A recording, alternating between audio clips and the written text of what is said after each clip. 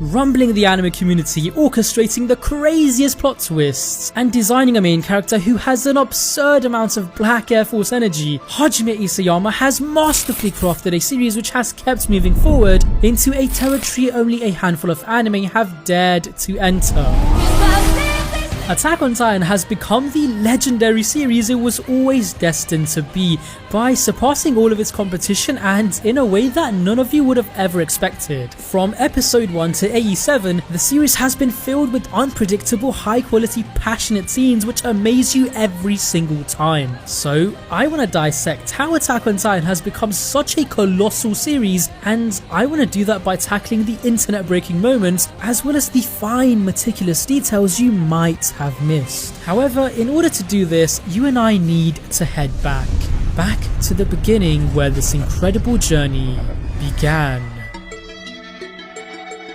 Since the beginning, Attack on Titan has always been something special. The bizarre, eerie atmosphere, the unusual yellow-tinted drawings, the world was a gateway to intrigue and curiosity. Abnormal-looking giants terrifyingly took over your soul, hooking you to the show as you desperately wanted to know, how exactly will humanity win against these formidable threats? Eren's desire for freedom, Erwin's quest to find the truth, and Armin's dream to reach the ocean, these were powerful reasons to immerse yourself into this unique, distinctive world. From the very first episode, you knew this was going to be an incredible journey, and in 2013, it completely took off.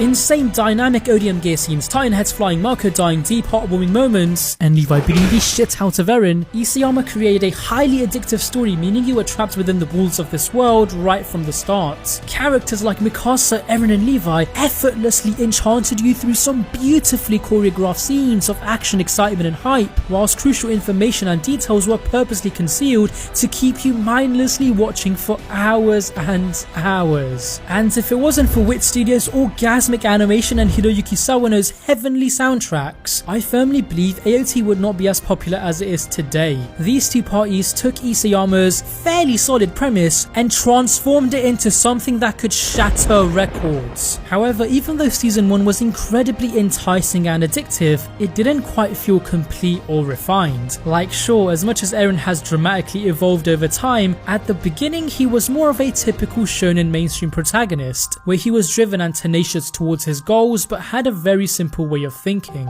Combined with the very limited information we had about the world, during the long 4-year gap between season 1 and 2, the level of hype heavily declined. So in order to bring back that initial excitement and exuberance, the unthinkable needed to happen, and it did.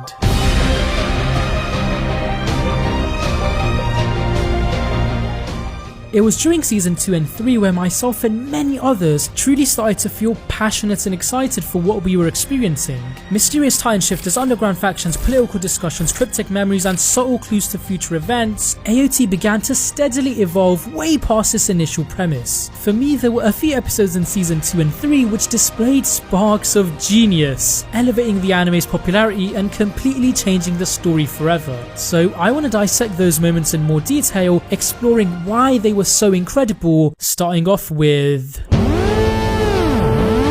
revealing the identity of the Armored and the Colossal without any build-up or suspense, but instead, in a casual background conversation, required massive balls and creativity. Every single frame was designed to make you feel an emotion you had never felt before. The meticulous detail during every second of the transformation, the destructive and bold choice of music, and the pure passion from the voice actors crafted a perfect scene. Who would have thought that this irrelevant sideman would turn out to be my man Colossal himself? However, this unpredictability is exactly why you're so glued to every second of AOT. The fact that anything can happen at any moment keeps you theorizing and guessing. This episode displayed and executed the feelings of betrayal, shock and confusion expertly, but it also kickstarted the beginning of Reiner's character.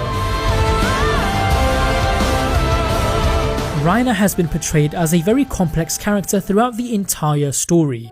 To be a warrior or to be a scout, morally what is right and what is wrong? These questions overloaded Reiner's head, splitting him into two as he forcefully had to choose a side. Isayama's characters are not simply one-dimensional or formulaic, but are intricately designed like real humans with complex layers of writing. Zeke, Eren, Grisha, Gabby and Reiner, to name a few, are all involved in massive controversial debates because of how ambiguous and complex they are, where they don't behave according to a specific set of morals, but instead act in genuine realistic ways, often displaying questionable traits like selfishness, betrayal and revenge. In this particular scene, a lot of you guys probably hated Reiner and Bertold, but I personally felt a sense of admiration for them because I could see how broken and conflicted they were. I mean, Reiner is like the only character who has taken more L's than Galliard himself, and you guys know that Galliard takes L's.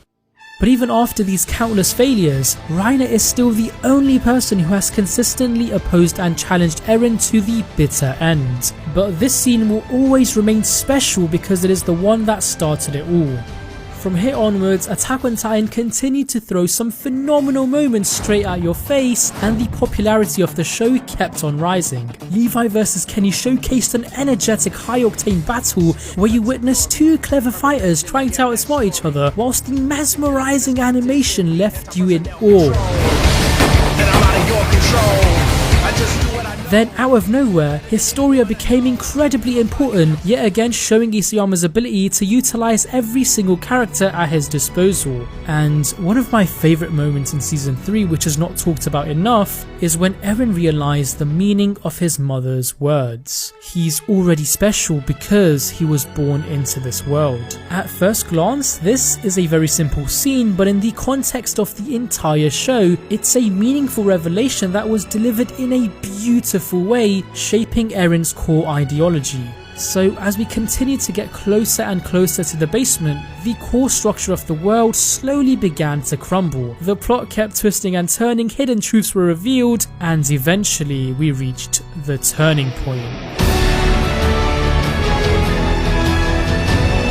The return to Shiganshina arc had many incredible adrenaline-pumping moments you and I will never forget. It's no wonder that the episodes Hero and Perfect Game are ranked 2nd and 3rd on IMDb, and in fact, just Levi's rollercoaster fight alone took 4 months to make. Everything the anime was building up to came down to this final battle, and fam, it was insane. A red crimson mist of blood devoured your screen as showers of rocks annihilated the scouts, showing just how visually appealing this was. But the core reason why this arc remains so memorable is of course because of Armin and Erwin. From the beginning, Armin dreamed to explore the world beyond the walls, to reach the ocean. Erwin, on the other hand, always marched towards the truth, trying to unravel every secret hidden from him no matter how many sacrifices he had to make. But in their final moments, they both completely gave up on their dreams, trusting their friends to carry on living and to fulfill their goals for them. Where Erwin delivered one of the greatest speeches in anime history and challenged the cruelty of the world, Armin displayed a heart of courage by rising up to humanity's biggest threat. During the episode Midnight Sun, there was no music used until the very end of the episode, allowing you to immerse yourself into the situation as if you were there with the characters, letting you experience raw, genuine dialogue without any interruptions. So when that legendary soundtrack finally played at the end, Armin's moments of elation felt incredibly special. However, as brutal and horrifying were the first 3 seasons, there was a very common underlying theme in almost every event of the story, and that theme was hope. Phrases like wings of freedom, this world is cruel but beautiful, one day we'll break down the wall hiding the truth, crafted this false sense of belief and hope for humanity, implying that one day they will be free. Even the style of music strongly represented positivity, empowering you and the characters, creating these scenes of passion and elation. At the end of season 3, the level of hype reached a massive high since it felt like the anime was coming to an end. A lot of our questions were answered, humanity for the most part gained back their